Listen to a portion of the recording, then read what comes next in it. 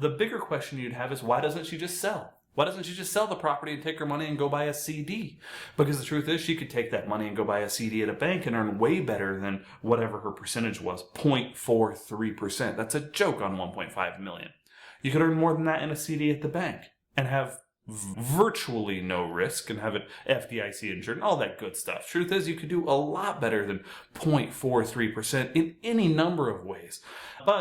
So why doesn't she just sell it? Well, we got to do the math on that. And the math is a little complicated. So the sales price, let's assume it's 1.5 million. So sellers typically pay the closing commissions.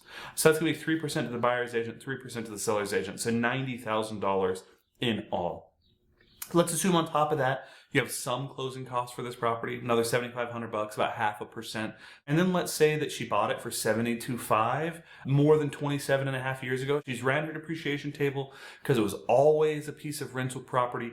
And now her basis is effectively $18,500. Now, the reason that matters is because everything over your existing basis, when you sell your property, you're going to owe what's called recaptured depreciation. And so you might have bought it for $72,500, but if you've written down your basis on your taxes and you tell the tax man, well, it's only worth $18,750, when you sell the house for $1.5 million, you're going to owe taxes on everything over your basis.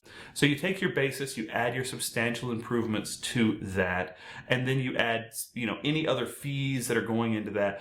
I didn't spell it all out on this slide, but I came up with an adjusted gross basis of about $176,000 is what I thought she could reasonably say, hey, this is not my gain. This is my adjusted gross basis and my fees, my sales commission, substantial improvements, my original basis, my closing costs.